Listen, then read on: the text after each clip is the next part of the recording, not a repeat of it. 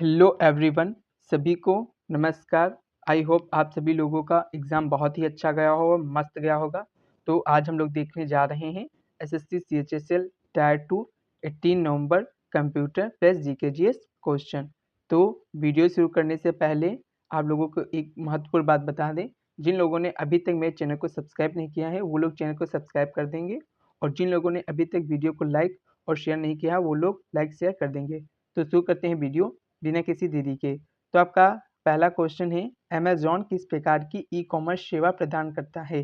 ठीक है, what type of e commerce service does Amazon provide? ठीक है, तो इसका राइट आंसर क्या हो जाएगा? अमेज़न एक बी टू सी मीन्स आपका बिजनेस टू कस्टमर आपकी सेवा प्रदान करता है। ठीक है, कंज्यूमर सॉरी आपका क्या होता है? कंज्यूमर होता है। ठीक है, तो Amazon provide as B two C business to consumer service. Next आपका अगला क्वेश्चन क्या है? रीनेम के लिए किस शॉर्टकट कुंजी का उपयोग किया जाता है? विच शॉर्टकट की इज यूज्ड फॉर रीनेम? तो रीनेम के लिए हम शॉर्टकट कुंजी का यूज करते हैं, वो है आपकी F2। ठीक है, कौन सी? F2, जो जैसा कि आपको पता है ये आपकी क्या होती है? फंक्शन की होती हैं। ठीक है, द शॉर्ट की for rename is F2। Next आपका क्या है? सेव एज का शॉर्टकट कुंजी क्या है? What is the shortcut key for save as? तो सेव एज के लिए जो शॉर्टकट कुंजी है वो आपकी है F12। ठीक है, टोटल आपकी फंक्शन की कितनी है? तो वो 12 ही है। ठीक है, तो हम सेव एज के लिए शॉर्टकट की यूज करते हैं F12। The shortcut key for save as is F12। Next है आपका WAN या बोल लीजिए वैन प्रोटोकॉल क्या है? What is the protocol used in वैन? तो इसका राइट आंसर हो जाएगा वैन में हम IT या TCP प्रोटोकॉल का उपयोग करते हैं। ठीक है, तो IT and TCP protocol is used in वैन। वैन का मतलब क्या होता है? Wide area network. ठीक है, बात करें आपकी IT तो इसका होता है आपका इंटरनेट प्रोटोकॉल मीनिंग, और इसका होता है आपका TCP का आपका ट्रांसमिशन कंट्रोल प्रोटोकॉल। ठीक है, नेक्स्ट आपका है ब्राउजर में वेबसाइट को ऑफलाइन डाउनलोड करने के लिए कौन सा फंक्शन उपयोग करते हैं? Which function is use to download a website offline in a browser? Save as आपका हो जाएगा सेव पेज एज, या आप ऑफलाइन मोड का उपयोग करते हैं किसके लिए? आप ब्राउज़र में वेबसाइट को ऑफलाइन डाउनलोड करने के लिए, या आप बोल सकते हैं इंग्लिश में सेव पेज एज और offline mode is used to download a website offline in a browser. Next है आपका डिजिटल सेविंग का को PDF के रूप में कैसे सेव किया जाता है?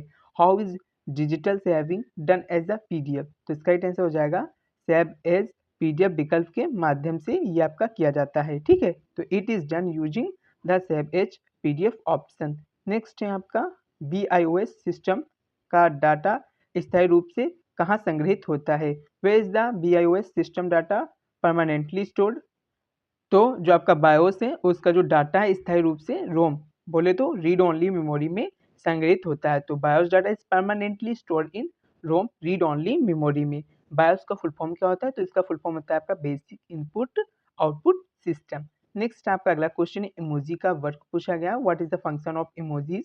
तो इमोजी का उपयोग भावनाओं और विचारों को व्यक्त करने के लिए किया जाता है, जैसे आप लोग करते नहीं है इस तरह से, फिर आपका हो जाता है आपका इस तरह से। ठीक है, तो इस तरह से आप क्या कर रहे हैं? अपने क्या करते हैं? अपने एक्सप्रेस करते हैं इमोशंस को। ठीक है, तो emoji are used to express emotions and ideas. Next आपका क्या है? डायल अप एंड आपका जो ब्रॉड बैंड है इसके बीच का आपका डिफरेंस बताना है। ठीक है, तो what is the difference between dial up and broadband? तो जो आपका डायल अप होता है वो धीमा और सिंगल लाइन कनेक्शन होता है। क्या होता है? सिंगल लाइन कनेक्शन होता है, और इसकी स्पीड क्या होती है?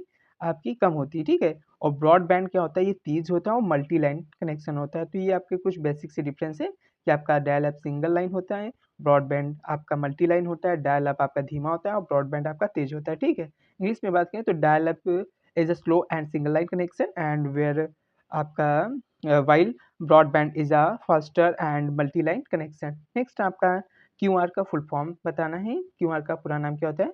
तो QR का पूरा नाम होता है quick response. The full form of QR is quick response code. ठीक है, नेक्स्ट आपका अगला क्या है? आपका अगला है पेस्ट के लिए शॉर्टकट कुंजी क्या है? तो ये बहुत ईजी, सभी को पता होगा। What is the shortcut key for paste? तो वो होती है आपकी कंट्रोल प्लस वी। ठीक है, क्या होती है? Control plus V. The shortcut key for paste is control plus V. Next है आपका चार्ल्स वेबेज द्वारा बनाए गए कंप्यूटर का नाम क्या था? What is the name of the computer made by Charles Babbage? तो उसे बोलते हैं डिफरेंस इंजन। ठीक है, क्या बोलते हैं? Difference engine. नेक्स्ट आपका है सेव एज का शॉर्टकट कुंजी विंडो में क्या है? तो what is the shortcut key for save as in Windows? तो वो हो जाएगा आपका F12। ठीक है, रिपीट हो गया है। नेक्स्ट आपका क्या है? सीपीयू का डीएमएस के दौरान क्या कार्य होता है? What is the role of CPU during DMS? तो सीपीयू डाटा को प्रोसेस करता है और डाटा प्रबंधन सिस्टम, ठीक है, के माध्यम से आदेशों को निष्पादित करता है। ठीक है, तो the CPU processes data and execute commands through the data management system. ठीक है, तो जो आपका डाटा मैनेजमेंट सिस्टम है इसके थ्रू आपका क्या करता है? जो प्रोसेस करता है डाटा उसको एग्जीक्यूट करता है। नेक्स्ट आपका है चार्ल्स बेबेज द्वारा विकसित यांत्रिक कंप्यूटर का क्या नाम था? तो what is the name of the mechanical computer developed by Charles Babbage? तो वो था आपका एनालिटिकल इंजन। नेक्स्ट आपका अगला है इंक्रिप्शन और डिक्रिप्शन के लिए कितनी कुंजी की आवश्यकता होती है? तो आपका इंग्लिश में क्वेश्चन है how many keys are needed for encryption and decryption? तो इंक्रिप्शन और डिक्रिप्शन के लिए एक ही कुंजी का उपयोग किया जाता है। ठीक है, तो the same key is used for both encryption and decryption. Next आपका क्या है? अब हम लोग देखने वाले हैं जीके जीएस क्वेश्चन। अभी तक जिन लोगों ने अभी चैनल को सब्सक्राइब नहीं किया वो लोग चैनल को सब्सक्राइब कर दें, और जिन लोगों ने अभी तक लाइक और शेयर नहीं किया वो लोग फटाफट से लाइक और शेयर कर देंगे। तो आपका पहला क्वेश्चन जीके जीएस में क्या है? एक्स बैंड रडार क्या है? What is x band radar? तो एक्स बैंड रडार एक प्रकार का रडार है जो उच्च आवृत्ति हाई फ्रिक्वेंसी 8 to 12 गीगाहर्ट्ज पर कार्य करता है और इसे मौसमी निगरानी, हवाई यातायात नियंत्रण और मिसाइल ट्रैकिंग के लिए उपयोग किया जाता है। तो x band radar is a type of radar that operates at high frequency 8 to 12 gigahertz and is used for weather monitoring, air traffic control and missile tracking। बात करें रडार का फुल फॉर्म क्या होता है? तो आपका रेडियो आपका होता है डिटेक्शन एंड रेंजिंग। क्या होता है? Radio detection and ranging. ठीक है, नेक्स्ट आपका अगला है दही का पीएच दूध की तुलना में अधिक समान या कम होता है? चलिए बताइए। Is the pH of curd more equal और लेस देन मिल्क? तो जो आपका जो दही है जिसे कर्ड बोलते हैं उसका आपका जो पीएच होता है वो होता है आपका 4.5 टू 5.5 के बीच में लाई करता है। वहीं पे आपका जो मिल्क होता है वो होता है आपका 6.5 टू 5.5 टू 6.5 के बीच में लाई करता है आपका क्या? मिल्क का। तो जो आपका दही का पीएच है वो दूध की तुलना में क्या होता है? कम होता है। ठीक है, तो यहाँ पे लिख भी दिया दही का पीएच दूध की तुलना में कम होता है लगभग 4 to 5, क्योंकि इसमें लैक्टिक एसिड की मात्रा अधिक होती है। ठीक है, the pH of curd is less than that of milk approximately 4 to 5 due to its higher lactic acid content. Next आपका अगला क्वेश्चन क्या है? ऑरोग्राफिक वर्षा क्या है? What is orographic rainfall? तो ऑरोग्राफिक वर्षा तब होती है जब नम हवा पहाड़ियों या पर्वतों से टकराकर ऊपर उठती है और ठंडी होती है और बारिश के रूप में गिरती है। जैसे आपके पहाड़ हैं, यहाँ पे आपकी नम हवा है, इससे आपकी टकराएगी, फिर ऊपर उठेगी, फिर यहाँ से आपका क्या हो जाएगी? ठंडी होगी, फिर ये आपका क्या हो जाएगी? वाटरफॉल के लेके आपका क्या हो जाएगी? गिर जाएगी। तो इसी को बोलते हैं क्या? ऑरोग्राफिक वर्षा। तो orographic rain fall occurs when moist air rises। कौन सी? moist air rises over hills or mountain and cool down and falls as a precipitation। Next आपका अगला क्या है? जनगणना के चरण क्या हैं? तो what are the phases of census? तो जनगणना के 2 चरण होते हैं, गृह सूचीकरण एंड जनगणना। ठीक है, तो द सेंसस हैज 2 फेजेस। गृह सूचीकरण मतलब हाउस लिस्टिंग एंड जनगणना मतलब आपका पॉपुलेशन एन्यूमिरेशन। बात करें जनगणना किसके शासनकाल में शुरू हुई थी? तो 1872 में लॉर्ड मेयो के शासनकाल में स्टार्ट हुई थी। बात करें समकालिक जनगणना की बात किसके शासनकाल में कही गई थी? तो 1881 में रिपन के शासनकाल में बात कही गई थी। और आपकी 2011 की जनगणना आपकी 15वीं जनगणना थी और स्वतंत्र भारत की 7वीं जनगणना थी। और इसके जनगणना आयुक्त कौन थे? तो सी चंद्रमौली जी थे। और बात करें इसका आपका शुभंकर क्या था? तो प्रगृह शिक्षक था। और आदर्श वाक्य क्या था? तो वह था हमारी जनगणना हमारा भविष्य, अवर सेंसस अवर फ्यूचर। ठीक है, तो ये कुछ महत्वपूर्ण बिंदु थे, ये भी आपको याद रखना था। नेक्स्ट है निम्नलिखित पठारों को दक्षिण से उत्तर की ओर क्रमबद्ध कीजिए। Arrange the following plateaus from south to north. ठीक है, ये आपसे पूछ ले नॉर्थ टू साउथ तो इजीली बता सकते हैं। अगर साउथ टू नॉर्थ आता है तो आप नॉर्थ टू साउथ भी बता सकते हैं। जैसे डेक्कन प्लेट्यू, आपका सतपुरा का पहाड़ हो गया, पठार हो गया, विंध्य का पठार और मालवा का पठार। तो इसका एक टेंस से क्या हो जाएगा आपका? सबसे पहले आपका होता है दक्कन का पठार। क्या आता है पहले आपका? दक्कन का पठार आता है। दक्षिण के ऐसे जा रहे हैं हम लोग दक्षिण से उत्तर की ओर, जैसे कि बताया है क्या? South to north. तो सबसे पहले आपको कौन सा मिलेगा? यहाँ पे दक्कन प्लेट्यू मिलेगा। फिर आपका क्या मिल जाएगा, आपका मिल जाएगा सतपुरा मिल जाएगा यहाँ पे, फिर आपका क्या मिल जाएगा, आपका बिंद मिल जाएगा और फिर यहाँ पे आपका मालवा का मिल जाएगा। ठीक है, तो आपका इसका राइट आंसर क्या हो जाएगा, 1 आपका हो जाएगा सबसे पहले 1, फिर आपका हो जाएगा 2, 3, 4, यही आपका क्रम हो जाएगा। ठीक है, तो इसका राइट आंसर आपका क्या हो गया, आपका हो जाएगा पहले दक्कन का, फिर सतपुरा का, फिर बिंद का, फिर मालवा। ठीक है, तो ये इसका राइट आंसर हो जाएगा। नेक्स्ट आपका अगला क्वेश्चन क्या है, आपका स्टेटमेंट वाइज क्वेश्चन था कि 10 आपका निम्नलिखित में से कौन सा मौलिक कर्तव्य नहीं है। ठीक है, तो पहले आपका 10 मौलिक कर्तव्य देख लेते हैं। ये भी आपको पता होगा 42 कॉन्स्टिट्यूशनल अमेंडमेंट के द्वारा ये जोड़ा गया था। कब, 1976 में जोड़ा गया था। उसमें आपकी इंदिरा गांधी क्या थी, आपकी प्राइम मिनिस्टर थी, ये भी आपको पता होना चाहिए। और जो आपका 11th आपका फंडामेंटल ड्यूटी है वो जोड़ा गया था आपका 86 आपका कॉन्स्टिट्यूशन अमेंडमेंट द्वारा 2002 में, जो आपका शिक्षा से जुड़ा हुआ है। ठीक, फटाफट से इनको हम देखते हैं। आपका भारतीय संविधान के अनुच्छेद 51A में 11 मौलिक कर्तव्यों का उल्लेख है। तो किस आर्टिकल में है, 51A में है। जैसे संविधान का पालन करना, उसके आदर्शों, संस्थाओं और राष्ट्रध्वज और राष्ट्रगान का सम्मान करना, और वहीं पे बात की स्वतंत्रता के लिए राष्ट्रीय आंदोलन को प्रेरित करने वाले आदर्शों को अपनाना, एंड भारत की संप्रभुता, एकता, अखंडता की रक्षा करना, देश की रक्षा करना, जरूरत पड़ने पर सेवा, राष्ट्रीय सेवा भी प्रदान करना, भारत के लोगों में समरसता और समान भाईचारे को बढ़ावा देना, महिलाओं के सम्मान के लिए अपमानजनक प्रथाओं का त्याग करना, हमारी सामाजिक संस्कृति और गौरवशाली परंपरा को महत्व देना और उसका संरक्षण करना, एंड प्राकृतिक पर्यावरण की रक्षा करना और जीवित प्राणियों के प्रति दया रखना। ठीक है, एंड आपका है वैज्ञानिक दृष्टिकोण से मानवतावाद और ज्ञानार्जन का विकास करना, और आपका सार्वजनिक संपत्ति की रक्षा करना और हिंसा से दूर रहना, 6 से 14 वर्ष की आयु के बच्चों को शिक्षा के अवसर उपलब्ध कराना, यही आपका है 86 कॉन्स्टिट्यूशन अमेंडमेंट के द्वारा 2002 में जोड़ा गया था। ठीक है, तो ये भी आपको याद रखना है, ये इंग्लिश में था, ये इंग्लिश वाले जो भी हैं अभ्यर्थी वो देख लेंगे। ठीक है, नेक्स्ट आपका है संविधान का कौन सा अनुच्छेद मौलिक अधिकारों के प्रवर्तन के लिए उच्चतम न्यायालय को व्यापक मूल अधिकार क्षेत्र देता है। तो which article of the constitution grant the supreme court wide original jurisdiction for the enforcement of fundamental right. तो इसका आंसर हो जाएगा आपका अनुच्छेद 32। ठीक है, और बात करें सुप्रीम कोर्ट के बारे में कहाँ बताया गया, तो 124 आर्टिकल में बताया गया है। ठीक है, और इसी आपका आर्टिकल 32 में आपको सुप्रीम कोर्ट को 5 रिट दी गई हैं। ठीक है, कौन कौन सी हैं आपकी हैं परमादेश हो गया, अधिकार परीक्षा हो गया, प्रतिषेध हो गया, और आपका क्या हो गया, उत्प्रेषण लेख हो गया और प्रतिषेध हो गया। क्या क्या हो गया, बंदी प्रतिष्ठीकरण, परमादेश, प्रतिषेध, उत्प्रेषण लेख एंड अधिकार परीक्षाएं। इंग्लिश में बात करें तो हेबेस कॉर्पस हो गया, हिबिस कार्पस हो गया, मेंडेमस हो गया, प्रोहिबिशन हो गया, और सेटेरी हो गया, एंड क्यू वारंटो हो गया, और आपका क्या बच रहा है, तो ये आपके पांचों हो गए रेट। ठीक है, और बात करें आपका हाई कोर्ट को किस आर्टिकल के द्वारा प्राप्त है, तो वो आपको प्राप्त है 226 आर्टिकल के तहत। ठीक है, रिटेन। नेक्स्ट आपका है केंद्रीय सतर्कता आयोग क्या है, तो ये किस प्रकार की बॉडी, ये आपको बताना है। तो what is the central vigilance commission, तो यह एक स्वायत्त संस्था है। ठीक है, किस प्रकार की है, आपकी ऑटोनोमस बॉडी है जो भ्रष्टाचार के मामलों की रोकथाम और जांच करती है, और प्रवीण कुमार श्रीवास्तव केंद्रीय सतर्कता आयोग के वर्तमान में अध्यक्ष हैं।